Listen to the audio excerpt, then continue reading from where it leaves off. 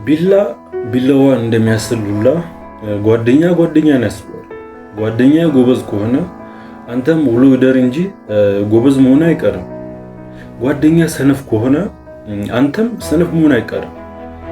ጓደኛ ሱሰኛ ከሆነ የጊዜ ጉዳይ ይሆናል እንጂ አንተም ሱሰኛ መሆን አይቀርም። ምክንያቱም ቢላዋን እንደሚያስል ልክ እንደራሱ ስል እንደሚያደርግ ሁላ ጓደኛም ጓደኛውን ይስላል፣ ራሱንም እንዲመስል ያደርጓል። ከአምስት ጓደኞች መሃል ሁለቱ የሲጋራ ሱሰኞች ከሆኑ ጓደኝነታቸው ሊቋረጥ ይገባል። ምክንያቱም ከጊዜ በኋላ አምስቱም የሲጋራ ሱሰኛ መሆናቸው አይቀርም። ምናልባት እንዴት ትልኝ ይሆናል እንዴ መሰለህ፣ ከአምስቱ ሁለቱ የሲጋራ ሱሰኞች ስለሆኑ ሁለቱም ለሱሳቸው ስሉ አይለያዩ፣ አብሮ ነው የሚዞሩት፣ አብሮ ነው የሚውሉት። እነዚህ ሁለቱም ከሶስቱ አንዱን ለብቻው በተደጋጋሚ ቢያገኙ በእርግጠኝነት ሱሰኛ ያደርጉታል። ከዚያም ሶስት ይሆናሉ ማለት ነው። ሶስቱ ደግሞ ሁለቱን ሱሰኛ ማድረግ የሚሳናቸው አይመስለኝም። ስለዚህ ጓደኝነታቸው መቆም ነው ያለበት። የአንተ አሳሰብ ጓደኛዬን ይቀርጻል፣ ጓደኛ ደግሞ በተራው አንተን ይቀርጽሃል። ጓደኛ ይሆነኛል ብለህ የሆነ ሰው ስትመርጥ በጣም መጠንቀቅ አለብህ። ከቻልክ ልክ እንደ ሳይንቲስት ምርምሬ ብትመርጥ ጥሩ ነው። ምክንያቱም ዛሬ የምትመርጠው ጓደኛዬ ነገ አንተን የመቅረጽ ትልቅ ኃይል አለው። ዛሬ የመረጥከው ጓደኛዬ ለነገሮች ግድየለሽ ከሆነ ይዋልድር እንጂ ነገ አንተንም ግድየለሽ አድርጎ መቅረጹ የማይቀር ነው። ስለዚህ ጓደኛ ስትመርጥ ከምንም በላይ ልትጠነቀቅ ይገባል። ሁልጊዜ ጓደኛ ከመምረጥ በፊት ይህን አስታውስ። የምመርጠው ሰው ምን ያህል ህልሜን እንዲያሳካ ይረዳኛል፣ ምን ያህል ራሴን በአዎንታዊ መልኩ እንዲያሻሽል ይረዳኛል የሚለውን ጥያቄ ከግምት ማስገባቴን በፍጹም መዘንጋት የለብንም። ህልሜን እንዳታሳካ የሚያደርግ ጓደኛ ምን ያደርግልሃል?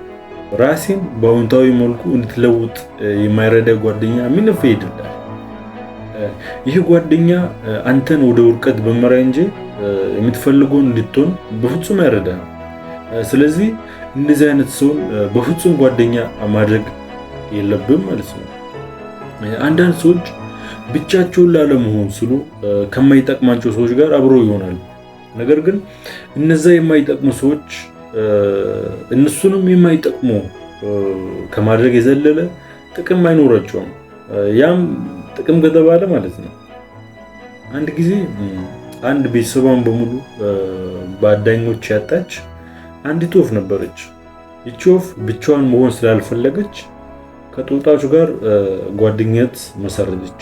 አብራቸውም መዋል ጀመረች። ጦጣዎች ደግሞ በአንድ ልማዳቸው ይታወቃሉ፣ በስርቆት። እነዚህም ጦጣዎች ከሚኖሩበት ጫካ ፊት ለፊት ካለ ማሳ ጥራጥሬ ይሰርቁ ነበረ። ያቺ ወፍ ምንም እንኳን ባትሰርቅም አብራቸው ትሄድ ነበረ። አንድ ቀን ግን የማሳው ባለቤት ለጦጣዎች የወረወረው ድንጋይ ያቺን ምስኪን ወፍ እስከ መጨረሻው አሳረፋት። የማይሆን ጓደኛ ጥቅሙ እንግዲህ ይሄው ነው። ጓደኛ ስትመርጥ የምትመርጠው ጓደኛ ከአንተ የተሻለ ስብዕና ያለው መሆን አለበት። እንደዛ አይነት ሰውን ጓደኛ ስታደርግ አንተን ወደዛ የተሻለ ስብዕና ያሳድጋል። መምረጥ ያለብህ ጓደኛ አንተን ወደፊት እንድትራመድ ህልምን እንድታሳካ የሚረዳ የሚደግፍ መሆን አለበት።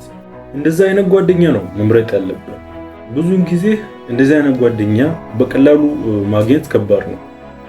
ወርቅን ከፈለክ ጠለቅ ብለህ መቆፈር እንዳለብህ ሁላ ወርቅ ሆነ ጓደኛም ስትፈልግ ጠለቅ ብለህ መፈለግ አለብህ። አዎ የሚጠቅምህንም ጓደኛ ጠለቅ ብለህ መፈለግ አለብህ። ታዲያ አንዴ ካገኘኸው እስከ መጨረሻው ህይወትን ይቀይረዋል።